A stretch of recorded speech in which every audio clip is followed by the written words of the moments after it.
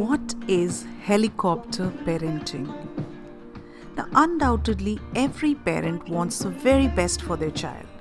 Mothers, especially, are innately great nurturers. They just have it in them. But this is not to undermine the role of the father. Together, the parents will go to great lengths to be wonderful providers and protectors. And it is this deep love and care, that parents have for their children, which sometimes pushes them to be overly protective and involved in their children's lives. Thus was spawned the term helicopter parenting.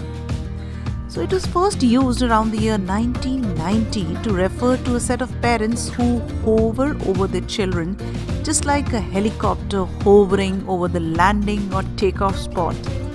Always on alert, very, very protective, and who just circle in to rescue the child at the very first sign of trouble, failure, disappointment, or defeat.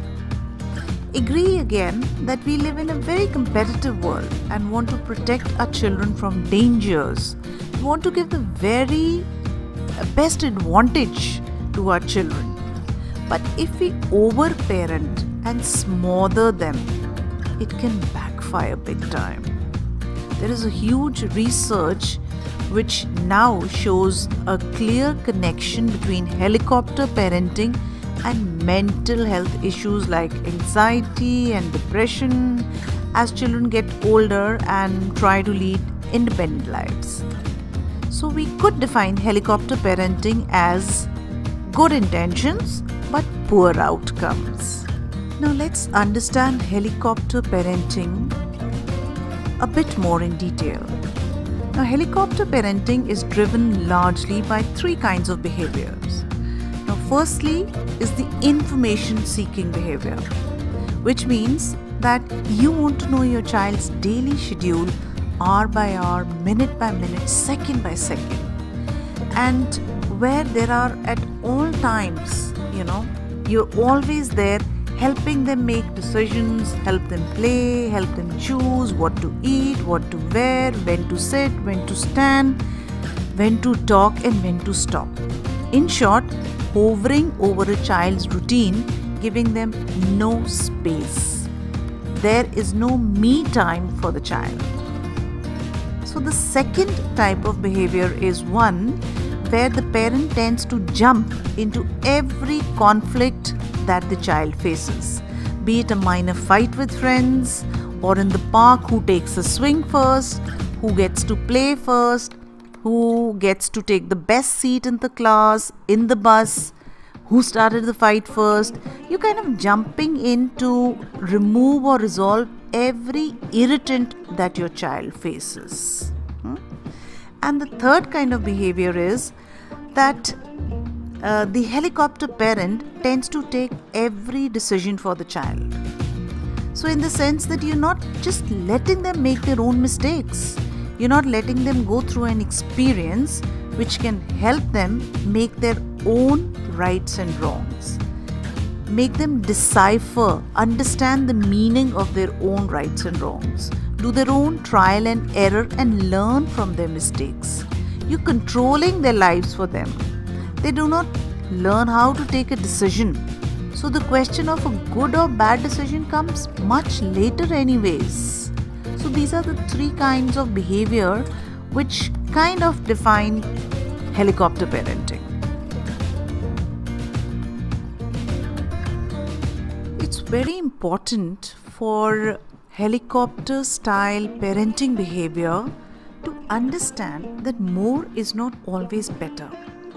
There is a lot of research which tells us very clearly that going through very traumatic experiences during childhood is definitely not good for building up long-term resilience and toughness in a child. But on the other hand, going through almost no difficult experiences, no challenge during childhood is also not good at all for building up a child's resilience and grit. So do not live their lives for them. Let your children face failure. Let your children know and own their own accomplishment and failure. What they've achieved, what they could not achieve. Let them know that. Let them own that. Learning the hard way is sometimes good. Haven't we all done that? Haven't we scraped our knees? Haven't we fallen and gotten up during our childhood so many times? And look at where we are. I think we've done a pretty decent job. So don't try to make everything all right for your child, because that's not real. That doesn't equip a child with coping skills. If there is no challenge, how will he or she learn to cope? Now imagine if your child has no coping skill. How will he learn to cope with disappointment, with failure, for not getting, your choice's toy, for not getting good grades, and later on not getting good admissions in schools and colleges, and not getting selected for the best job you want? Your child is going to fall flat when faced with such situations. And we definitely don't want a child who's afraid of failure. Your child the freedom to make choices. Of course, that doesn't mean that you stop disciplining your child. Your child must know the consequences of the decisions that your children make. Allow them to take decisions, but be responsible for them. When they are responsible for their decisions, it helps them develop coping and competence skills. So if they have obstacles to overcome, then children build resilience, that toughness, that ability to cope with difficult situations. So that as they grow older, they're just able to turn around and tell themselves when facing a tough time that, well, I got through that, so I can probably get through this. So children need to learn through trial and error. This worked, this didn't work. This is something that parents may have difficulty with, because you don't want to see your child suffer. But remember, parents, no pain, no gain. No pain, no failure, you build no skills. Did you ever learn to cycle without falling? So what builds confidence in kids is working hard at something and seeing that something real was accomplished, even if it was partially a failure, even if it was 50% a failure. Confidence comes from making the effort, from perseverance, from coping, and then seeing the results. So as a parent, you're better off praising the effort. You're better off praising the something that has more to do with those qualities of coping and managing something difficult, than letting your kids know that, oh, you are a superstar at everything you do. So if your children want to enroll for a difficult karate class, if they wish to, well, let them. But tell them this also, that, well, you can't give it up midway. Let them make their own equation with friends on the playground. Let them decide what color clothes they want to wear.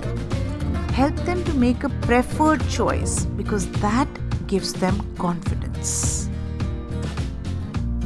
What can we do to break the helicopter habit? Well, if we do feel that we are going overboard or overparenting, we can make the following adjustments in our parenting approach. Firstly, just stop yourself from doing everything for your child, and this includes homework as well. So take steps to gradually teach them how to accomplish and complete tasks on their own. Then don't try and help your children escape the consequences for their actions. If they speak rudely, they must be checked. If they push or hurt another child, they must know that it is compulsory to apologize and make amends on their own. If they dirty up the dining table, they must clean it up. Now, encourage your children to solve their own problems by asking them to come up with creative solutions. Well, if they've broken up grandma's china vase, what should they do now? They have limited pocket money. How should they spend it?